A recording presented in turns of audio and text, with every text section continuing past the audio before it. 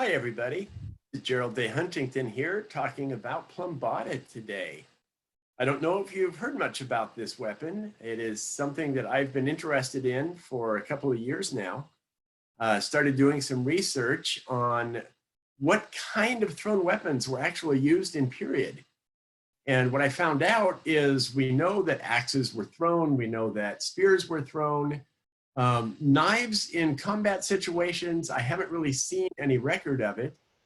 And so when I was just doing some general searches, I found this weapon called a plumbata that the Romans used, late period Rome. And I've been fascinated with it. And what I found, first of all, was that there's not a lot of information about it. It's something that even several museums that I've been to didn't really know anything about it. And so what I want to present today is just a little bit about where I am, what I found out so far, and where I'm going with this.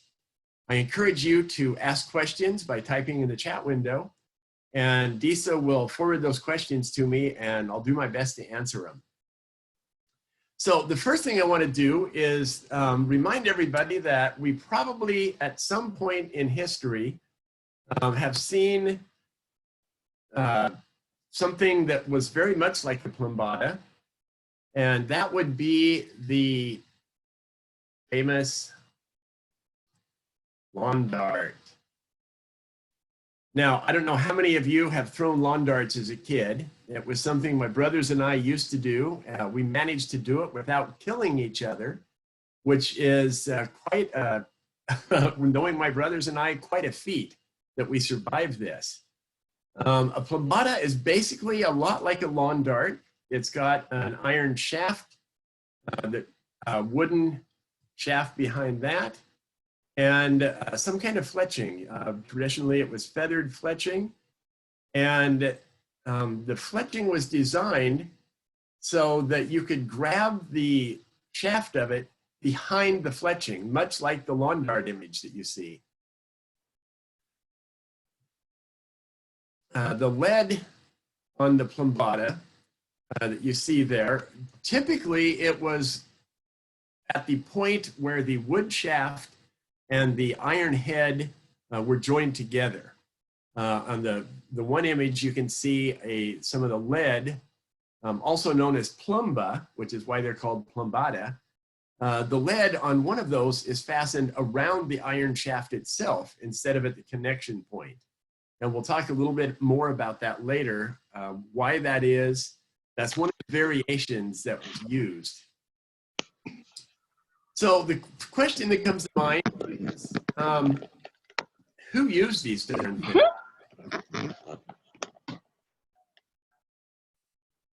I've got a little bit ahead in my talking here. I got to catch up on my presentation. So who used them? The first extant finds that were found around Roman fortifications that were from no earlier than the 270s, 270 AD, or CE if you prefer. There were some extant heads. There have been about 120 different extant heads that have been found of these. And none of them were found earlier than the 270s in the fortifications then, and found up to the late 500s. It seems there was a transition period where they quit using them. We're not really sure how far they spread throughout the Roman territories. We're not really sure how late they went. All we can do is try to date them based on what was found. The question of who used them, again, here there's a lot of variation because there is so little actual records that exist. We know that infantry used them. The picture you see there on the left shows a soldier, an infantry soldier, and there is a record that says that heavy infantry soldiers in the legions that used plumbata would attach 5 of them to the back of their shield. This raises questions: how big could they be if they were attached to the shield? If they were too heavy, would it weigh down the shield and diminish its effectiveness? A lot of things that we can only really tell by playing with it, by trying it out. There's been a lot of recreationists, particularly those recreating Rome, that have tried this out. And I've seen several images that you can go online and just do a Plumbata search on Google and find several images of people that have tried different ways to fasten them to the back of a shield. But we know heavy infantry used them. There also is a brief mention of cavalry using them, that they would charge forward, turn, release, and charge back to the lines and just go in kind of a circular pattern. And this, I assume, was to add extra distance by the speed and force of the charging horse. They were also used in siege warfare. They were used in castle sieges, both as those attacking a castle and by those that were defending the castle. The attackers could throw them over the walls. The defenders, all they had to do was just drop them on top of the heads of people that were trying to get up. The effectiveness of that is kind of questionable in my mind. Of course, it depends on how far it would fall.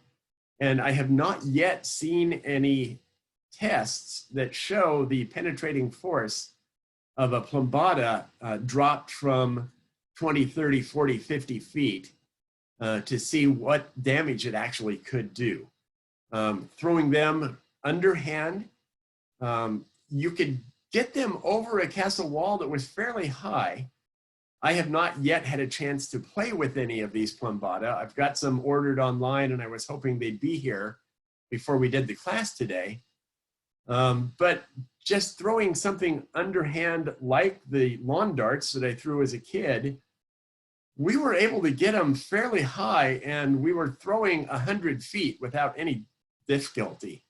Our backyard was about 110 feet long, and instead of putting the ring for the lawn darts game 30 feet away like it suggested in the instructions, we were a little more adventurous and we put it as far away as we could get, and sometimes tried to throw them as high as we could get them.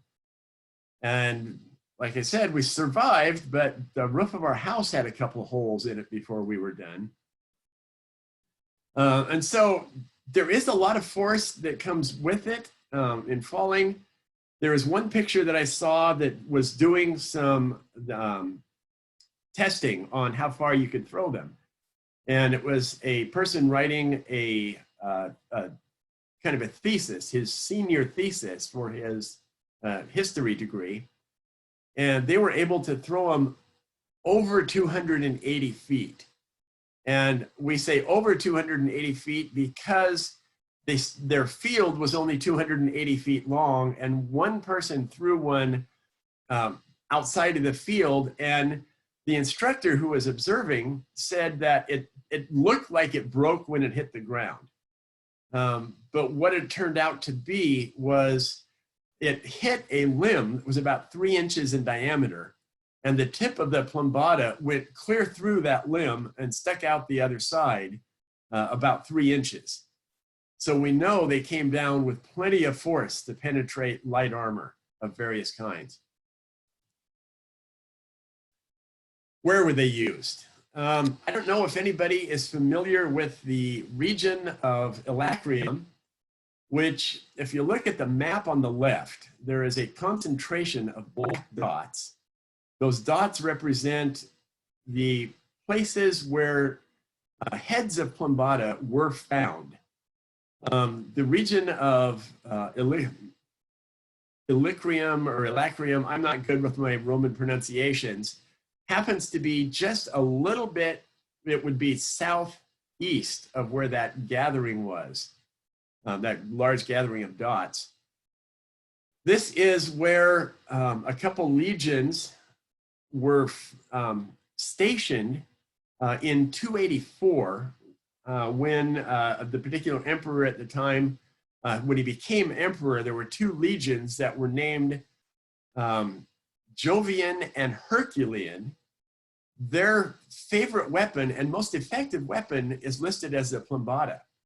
And these two legions were the spearhead in Diocletian, Emperor Diocletian's army. And anytime they went into battle, they were the most effective, most decorated and rewarded units. And they were stationed in Elacrium, and as time went by, the extant finds, they were dated later and later as they got further and further from that region. And so we assume that as these legions were effective, that they were training further legions. And there is some record of Roman training practices that describe pretty exhaustively how they trained, what they did, what weapons they used, how they trained with those weapons. And they have a section on training with Plumbata. And it talked about them throwing them up to perhaps 100 meters. I'll talk a little bit later about some of the testing on throwing them and how they were thrown and how effective they were and the results. And there are some controversies about the throwing styles and techniques. And so I wanted to talk about that a little bit. The image you see before you right now is a Roman infantryman reenactor throwing the underhand method. One of the kind of controversies is whether they were meant to be thrown underhand or overhand. If you go back, and there was an image early on that showed a period drawing or painting that showed some Plumbata, and it showed them in a lot of ways, they looked like an arrow that had a lead weight on it. And in the throwing test, the controversy is if you build one based on that image, you can actually throw it further overhand, like a javelin or a spear, than you could underhand. And so the shorter version of it, which has, it's about half the distance or half the length of the longer one that was pictured, they tend to fly quite a bit further, sometimes up to 3 times as far as the longer versions that have been created and made. They were designed with the iron head that could be anywhere from 15 to 30 centimeters long, a lead at the connection point between that and a wood shaft, a fletched wood shaft with feather fletching, and typically 3 to 4 inches of the wood shaft extending behind the fletching where you would grip, as you see in the picture, and throw.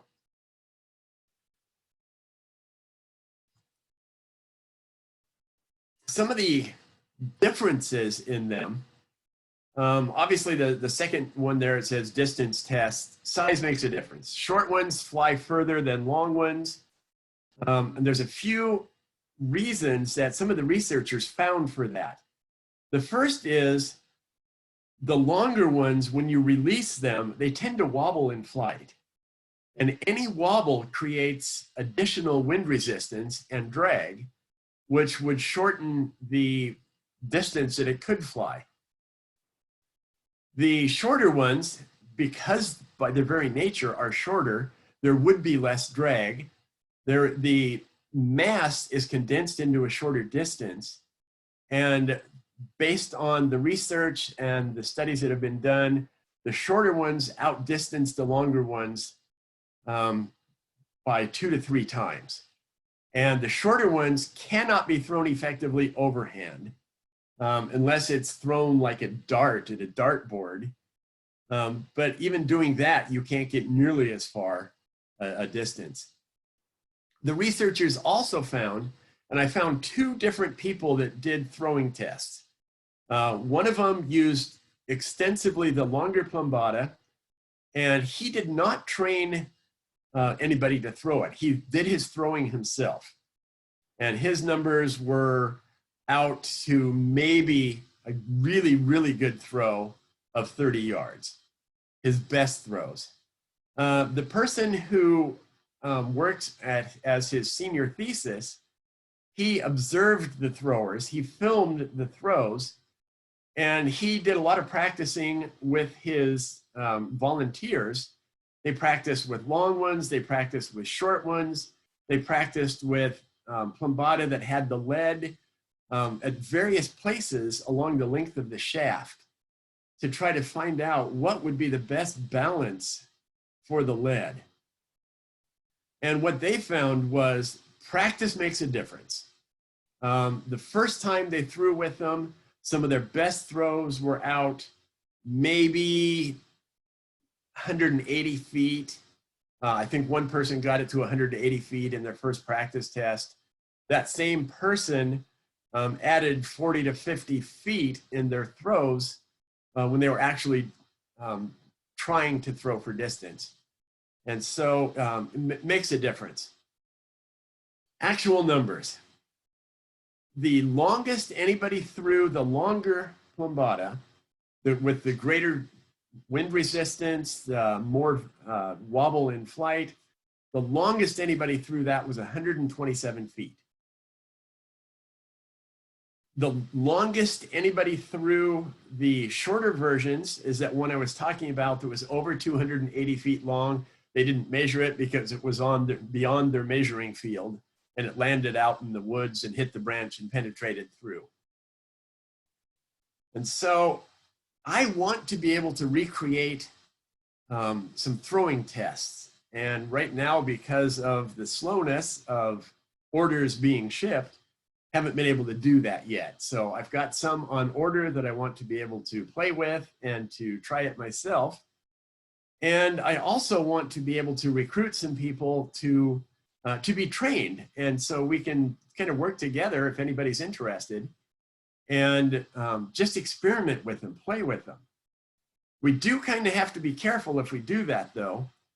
There are modern laws against the buying and selling of the lawn dart that we used to play with as kids. You may have as you were a kid, I know we did.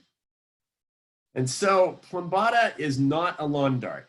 And even with the lawn darts, it is not illegal to own them, just to purchase or sell. And so if any of you have lawn darts or know somebody who does have some, I would like to be able to include those into my experimenting as well. So if you could just let me know or message me somehow, I would appreciate that. Another question on throwing the Plumbata is, how accurate are they? I know the lawn darts game, my brothers and I at 30 feet, we could throw those darts probably within no more than 2 feet away from a 24-inch diameter ring at 30 feet. When we extended out to 100 feet, most of our throws we were able to get within 4 or 5 feet of the ring with a little bit of practice.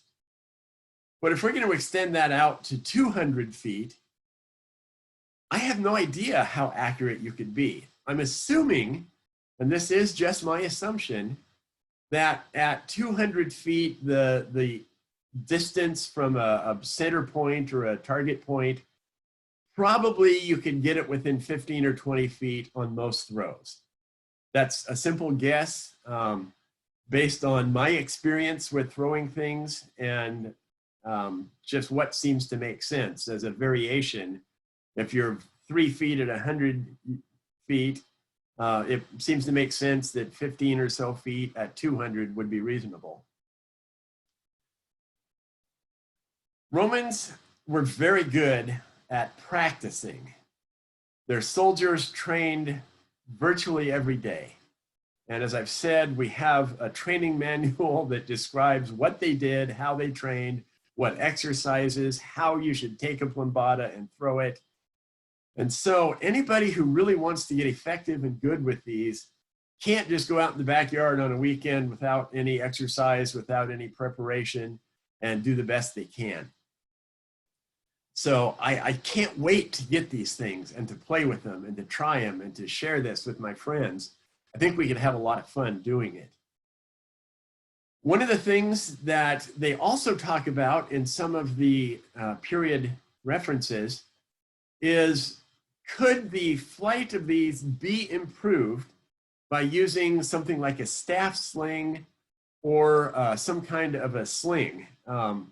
There's a couple instances where it says that people have tried this. Now, this is modern trying, this isn't period trying, that they actually were able to throw occasionally further distances using a staff sling than if you just threw it underhand in a normal way. They say occasionally because they said most of the time the attempts failed miserably, and they just somehow it just didn't release properly or didn't fly right or something. But a staff sling used practically might have influenced the distance and might have been effective. The other technique that is mentioned is to simply take a leather thong and kind of wrap it around the plumbata. So when you throw it, as the thong unwrapped, it actually created a spin to the weapon. I did not see anything yet, or have not seen anything yet, that says that made a difference in the distance they could throw. But they were thinking that perhaps accuracy might be improved if there was a rotation on the weapon, much like an arrow in flight. Most arrows, the fletchings are not straight, they're slightly twisted to give it a little bit of a spin. The practicality in a combat situation, a Roman legion, the ones that Diocletian described as Jovian or Herculean, there were 6,000 men in those legions. Now, using a staff sling would require a greater space between your infantry than if you were using just a standard underhand throw. And so I don't think that it would have been that effective for a massed release of Plumbata. You know, if it were possible that all 6,000 people in the Legion were to throw this at once, first of all, is accuracy really going to be that important if you've got 6,000 darts falling from the sky? And the second thing is, could they throw that way? Would they throw 6,000 at a time? There are descriptions in some of the extant stories, not about Plumbata, but about Roman war tactics, that said oftentimes the soldiers that were in the front line would fight for a while, or even in the case of using the pilum, a throwing spear, that the front rank would throw, step back, the next rank would throw, and they would kind of have a rotational effort within the ranks themselves. So were the Plumbata thrown that way? The front rank would throw, and then the next rank would throw, or would they space themselves out so they could all throw at once? We simply don't know at this point in time. Again, it would be fun to get a group of people together and just play with these things to see what would work. We haven't been able to do that yet, obviously, but I hope in time we can. The practicality in combat, if you've seen most barding, most horse armor, oftentimes the back of the horse, the tail end, doesn't have a lot of armor on it, because when you're in a war scenario, you don't want that horse running away. You're worried more about what's happening in front. And think what would happen if a hail of these darts were falling upon a cavalry charge and the horse would get one or two of these things stuck in their backside. I'm kind of guessing that horse would kind of lose interest in running forward at that point in time. And it might take that soldier, that horse, out of the battle completely. And again, this is all just kind of conjecture on how they used them, what were they doing with them. We don't know. And again, we're going to find out to the best we can using the best techniques we have of just experimentation. A couple images here that show some variations in the Plumbata heads themselves.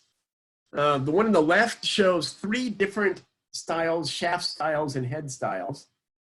The one on the far left is a square head. The one in the center is a twisted head, which they did theoretically, it might have given it more strength. And the one on the right, it seems to be more of a mass-produced look to it, a little bit less detail. I had an opportunity to work with Master Grendel to actually forge some Plumbata heads, and it takes some time and practice to do it. The one on the right, basically take a sharp piece of metal and put a point on it, and if it's fallen from the sky, it's going to penetrate something. And the ones on the right, some of the variations were in how they were put together. And the one on the left shows where the metal shaft was actually inserted into the hollowed out end of the wooden shaft. And some of these, when you look at some of the extant finds, they'll see where the metal shaft extends into the actual lead or plumba, and you can see a pin kind of holding it in place. The one on the right-hand side shows a socketed version of it, to where when the head was forged, it was actually, the shaft was flattened out and then rolled so the wooden shaft would fit into the socket. And often these were found with holes for 1 or 2 rivets or pins to be put in to hold it in place. The variations depended in part where they were found, what they looked like. I'm assuming that different blacksmiths were making these in different parts of the world, wherever the Roman soldiers were stationed.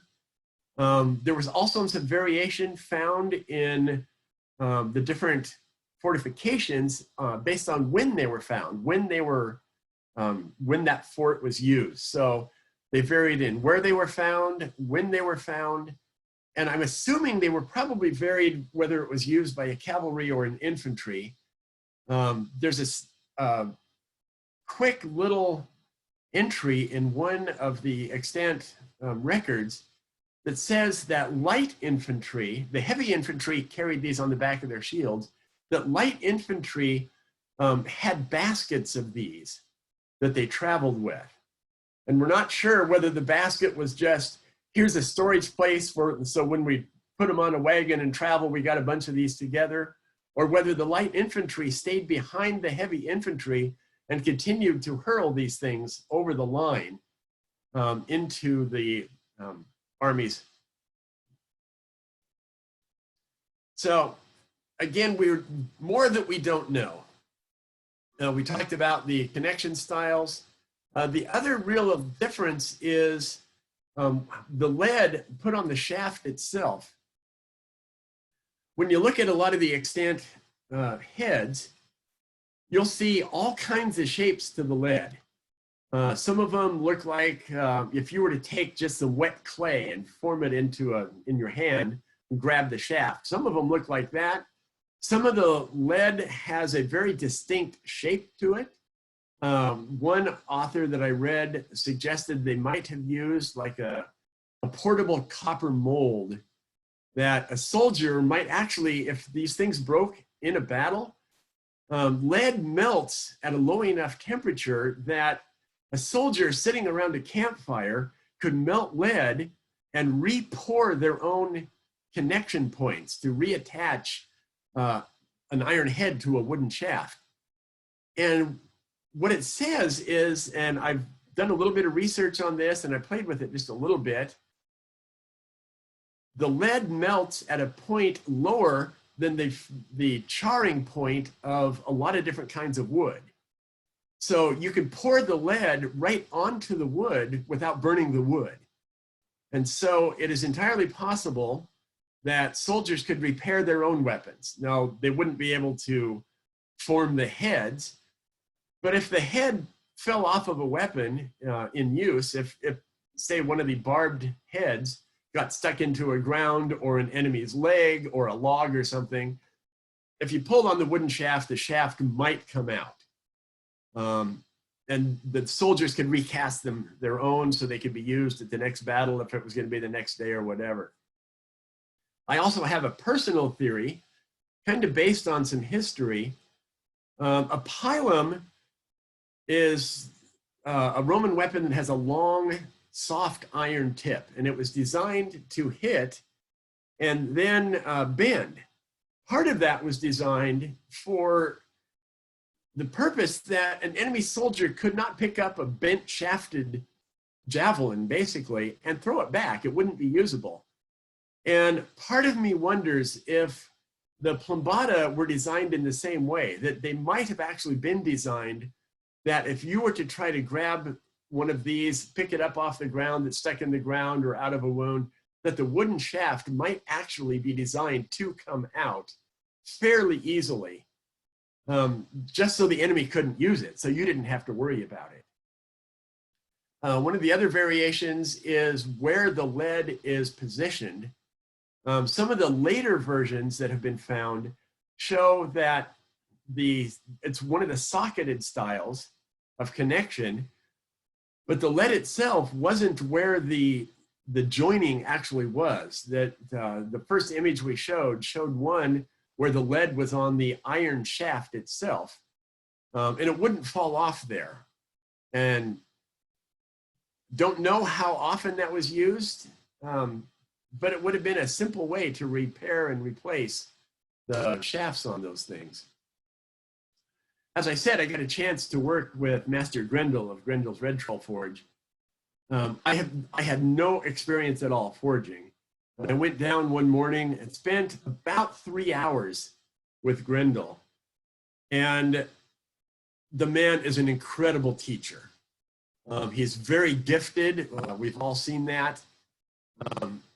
But his ability to just walk me through step by step what he's doing, why he's doing it. You can see in the pictures in front of you the color variation in the metal. The man is a wealth of knowledge. So if you ever want to learn smith work, he loves to teach. And as you can see, his shop is a little bit crowded right there where some of the anvils were. And this was a power anvil that we were using here. He showed me how to do this on one, and the one I'm taking pictures of here is the one that I actually got to forge myself. So the first picture on the left-hand side just shows the 3/4 inch flat stock that we started with. We heated it up, and then the power hammer we used just to start flattening it out. And we took that 3/4 inch flat stock, and the shaft of the ones we made, we pounded it down to a 1/4 inch square, which several of the extant finds had heads, the shaft, that was about a 1/4 inch. So I wanted to start with that because I knew that was something that was appropriate sized in period. And as we worked on it, as it cooled down, we got to the one on the right where you could start to see it has taken shape a little bit. And one of the things I learned, obviously, when you're working with metal, if you want it to make it smaller, it's going to have to get longer. So on the left there, you see that we started out with about a 2.5 inches of the 3/4 inch by 1/4 inch flat stock. And by the time we got it down to a 1/4 by 1/4, that had gone out to about 5.5 to 6 inches long. Took me a little while to get that down to how to do that, but Grendel was very patient with me. The next step you see on the left-hand side is we had to cut the barbs into the shaft itself. And so Grendel just had a piece of tool steel that was a lot harder than the iron we were using. And we set it at an angle in a vise and then literally just pounded on the end of the shaft and drove that steel into the heated iron to actually cut the barbs. The step I don't have a picture of, and I wish I did, was after we cut the barbs in, we just cut the flat bar. We just cut it off straight across. And the next step we had to do then is take that straight cut, and then the middle picture shows what the head looked like after we pounded it out and kind of created the point. And then the final picture is just the image of kind of the rough finished product.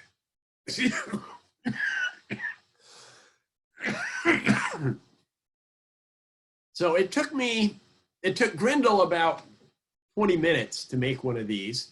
That was the first one. And he could have done it quicker, but he was teaching me how to do it.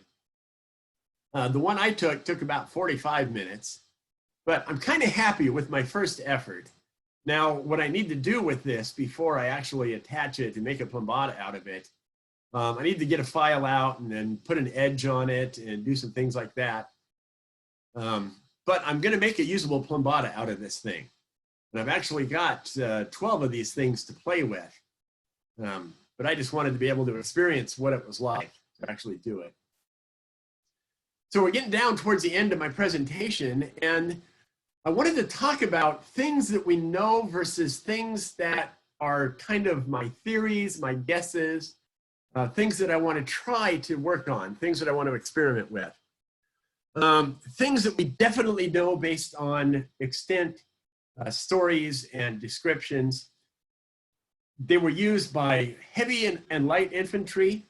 They were used by cavalry. They were used in siege warfare, both attacking and defending castle walls. There was a lot of training that went into this. And again, Romans kept immaculate records. And some of them are very descriptive in how they trained with this. And one of the real difficult things is this weapon is a late Roman weapon, and a lot of people have a lot of information about early Rome battle techniques and weapons. In the later period, you find that there is not very much information out there. I've gone on to several recreation websites and done a lot of reading. And what you find in these websites, especially about the Plumbata, is a lot of theories that some of them don't make a lot of sense. And there's a lot of direct contradictory information on some of them.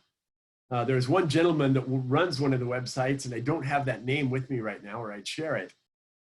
He is one of the ones that did a lot of testing on throwing these things. And a lot of the people on his website say, first of all, you can't ever throw it underhand. It's just not practical. It won't work at all. And this guy had posted his research, which shows that not to be true at all. Somebody had said on there that if you throw it overhand, you're going to get a lot better distance. And as I said earlier, that might be true based on the design of the Plumbata you're using.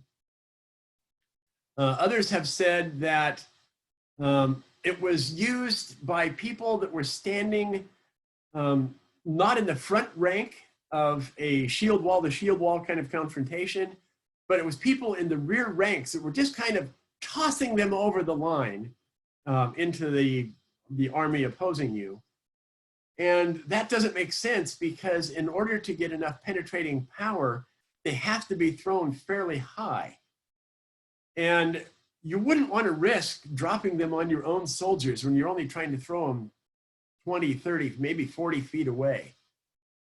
And so those are some of the things that are kind of out there theories that I don't agree with at all.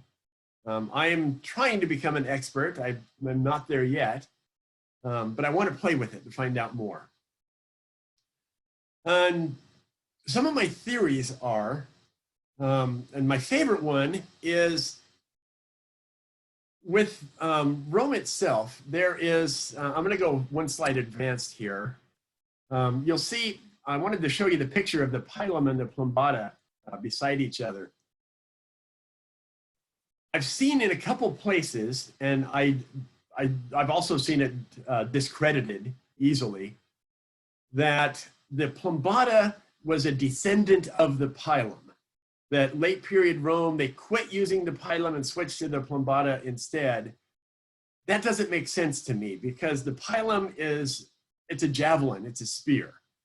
The Plumbata is more a fletched dart. It looks more like an arrow than a spear. A pilum has this long extended front to it, 2 to 3 times minimum longer than the iron part on a Plumbata. And the pilum is not ever fletched. And so to say one is descended from the other, I think is just too far out there.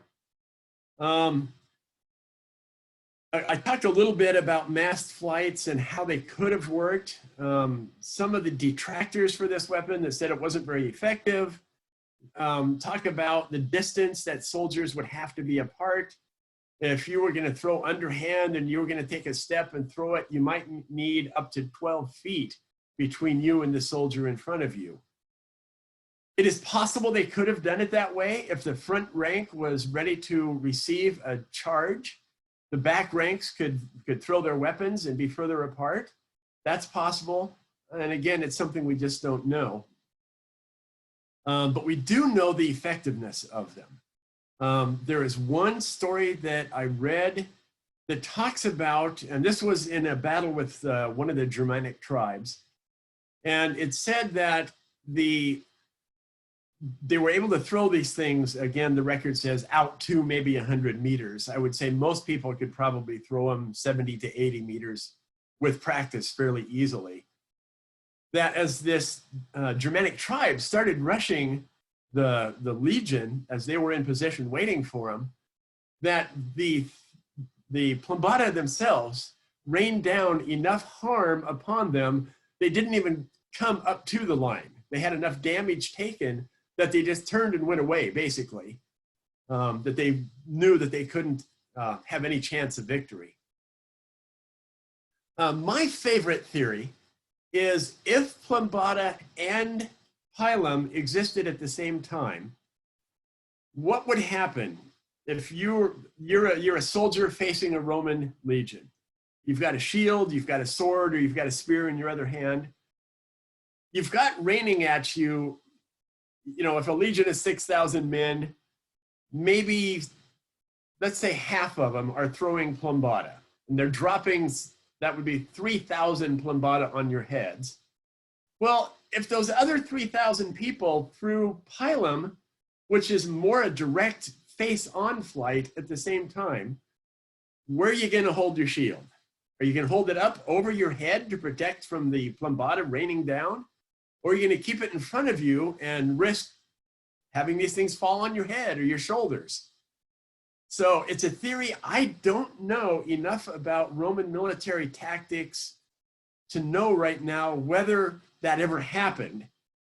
It seems like it would be an effective tactic to have massed weapons coming from above and in front at the same time. If nothing else, it would create a lot of havoc and could be ultimate terror too, running into a rain of weapons coming at you and you're not within striking distance of your enemy yet. Unanswered questions. I've got a lot of them. How did if the cavalry used Plumbata 2, how did they carry them? Or where were they? Did they have a pouch of them on the side of their animals? Who knows? Did an entire legion throw them at once? We don't know. What kind of formations did Rome use in the 3rd, 4th, 5th centuries in their battles? And how were did they create a crossfire with these weapons raining down?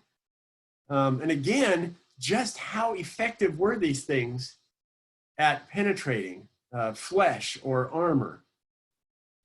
Things that I can't really figure out without getting a chance to play with them. So that's kind of where I am right now.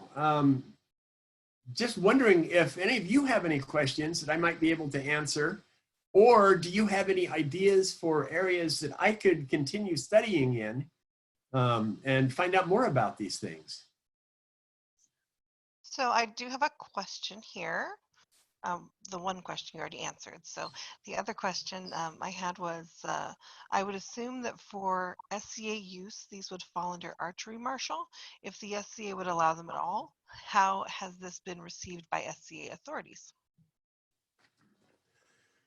Okay, the SCA at this point in time considers Plumbata at events used the way they would have been used in warfare, and throw them out there. The pointed ones, it's been outlawed. This was discussed at a meeting where they were discussing whether or not they should add Plumbata as a target weapon. Right now, if you go to a thrown weapon range, Plumbata is a legal weapon to throw at the hard wooden targets. I don't know why. This wasn't a toy. This weapon was never used as a source of entertainment. And so somehow it got passed as a legal weapon. They're thrown overhand just like you would throw a normal dart at a dartboard at a bar. And to me, that's like saying, okay, let's take a rifle with a bayonet on the front of it and putting it in a bow and calling it an arrow. It just wouldn't have ever been used that way. It makes no sense to me, but that's where we are right now.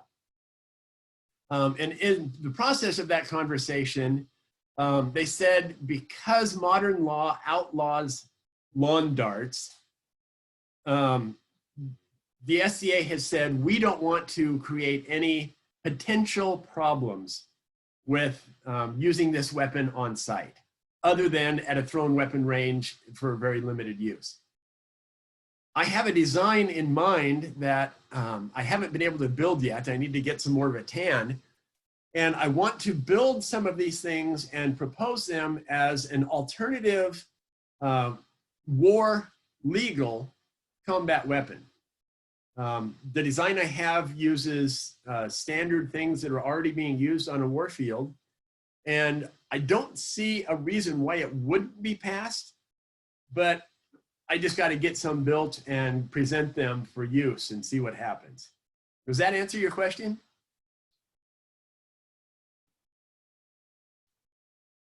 While we get that answer, I have another question here. So they do say, yes, that answers their question. All right. Do you have measurements and weights for head, lead, etc.? And they also said that they have 2 sets of lawn darts in original boxes in Heartwood.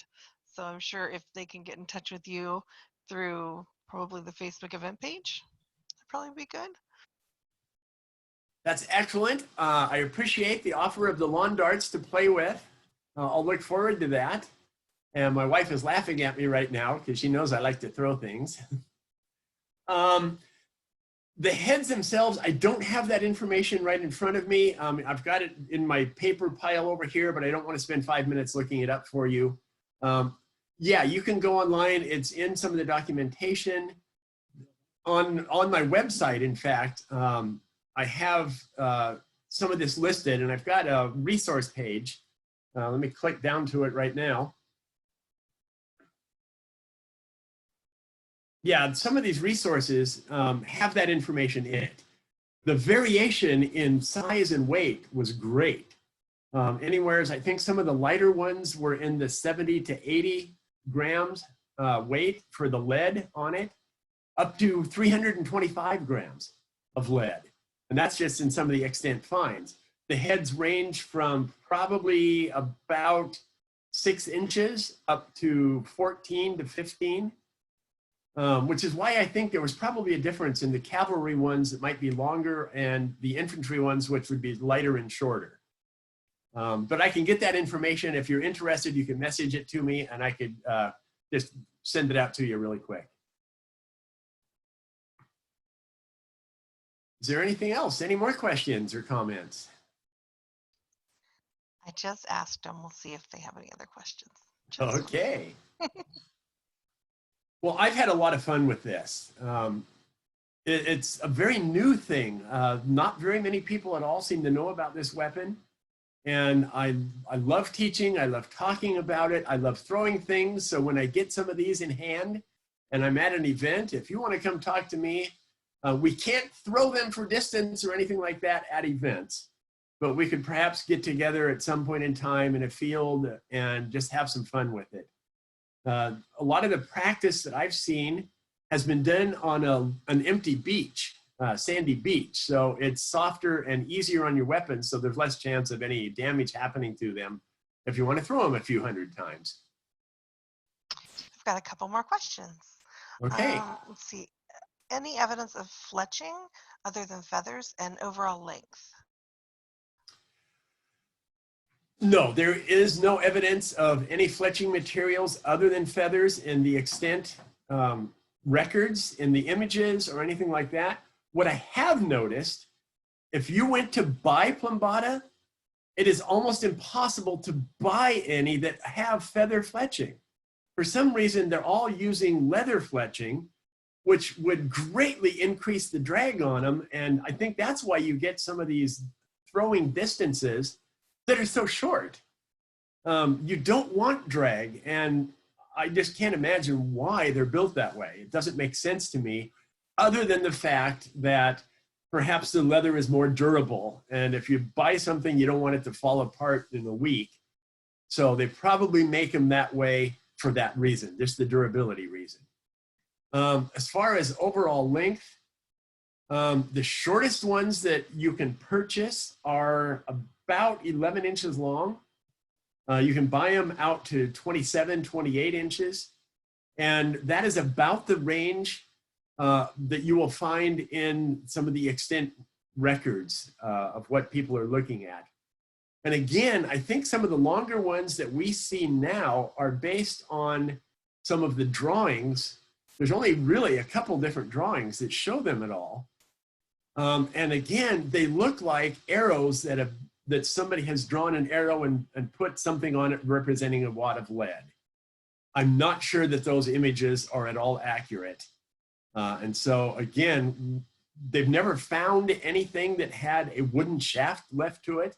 So all we have are the iron heads and shafts, and we can kind of extrapolate based on that. And I think the best way to extrapolate would be to try different lengths and different diameter wood shafts and just see which sizes and what configuration throws the best and the furthest.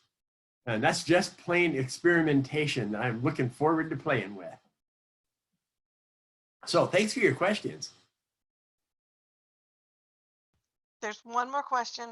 He says it's a little off topic, but do you know why lawn darts are illegal?